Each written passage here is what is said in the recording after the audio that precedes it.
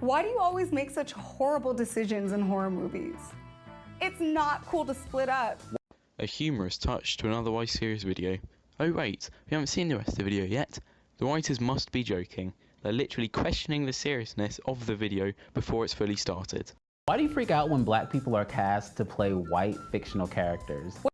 I know plenty of white people who don't, but for those that do, I would imagine it would be because it's an inaccurate representation of the character. Imagine casting a white person as Martin Luther King. What's the big deal if Idris Elba plays James Bond? I would go see it twice. Why? I find it interesting that there's a strong implication that she would see it twice just because of his race. The implication reinforced the idea that a black actor cast as James Bond is only there to make the series seem more diverse, and not due to his acting skills. But I presume that's only down to internalized racism, and we can all blame white people for that. Why is a big butt and big lips considered attractive on a white woman, but they're unattractive on a black woman? Attractiveness is subjective. Why is it that white people always act as though they have discovered a new trend when people of color have been doing it for virtually years? Do the writers know what discovering something is? If black people have been doing something for years and white people finally catch on to it, it could be said they've discovered the trend.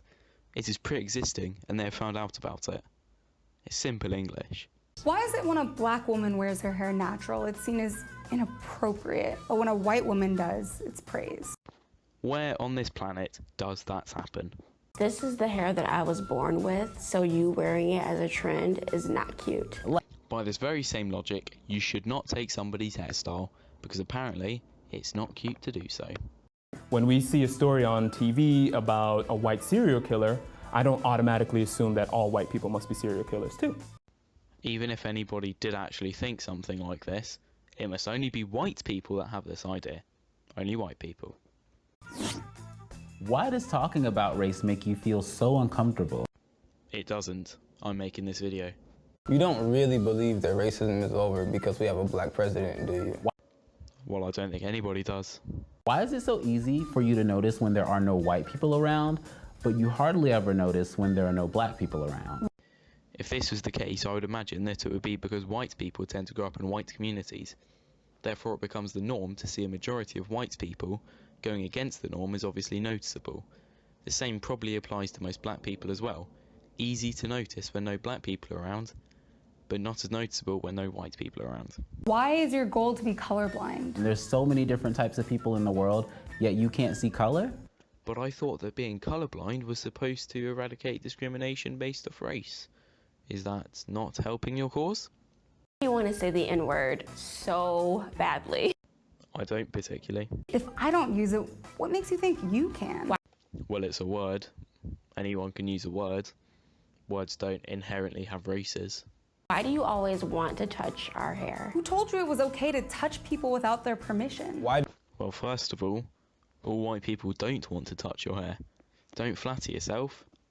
Nobody taught us that it was okay to touch people without their permission, because it's socially accepted that you don't touch people without their permission.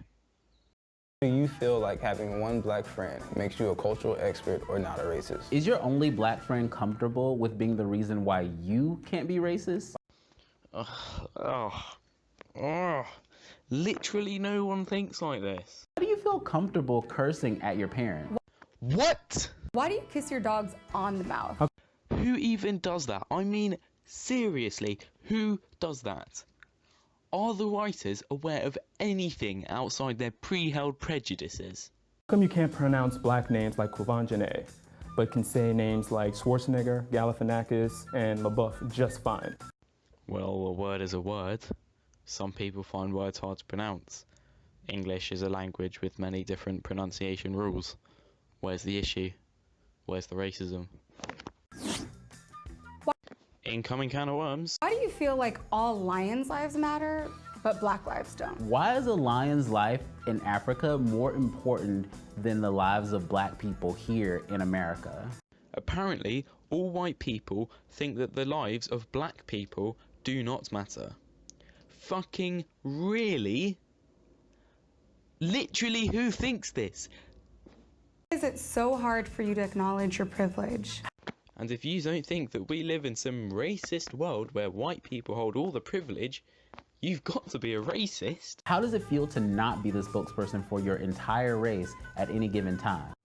So you're telling me that when I'm in a situation where I'm the only white person in a room, and I can tell you that that happens fairly frequently due to the fact that the area I live in has a very high Asian population, I'm not seen as a representative for all white people? Come on. Whoever wrote these questions that black people have for white people is an idiot. They are literally just dropping in their pre-held prejudices in order to reinforce this racist, privileged white people idea. However, unsurprisingly, it comes out of Buzzfeed Yellow, and furthermore, in their series, Questions That X Has for Y, where the questions are usually about racial stereotypes, not once do they have questions white people have for other races. These Tumblr-infused SJW writers produce this mindless shit, and I'm sure that I'll get called a racist for criticising it. Thank you for watching.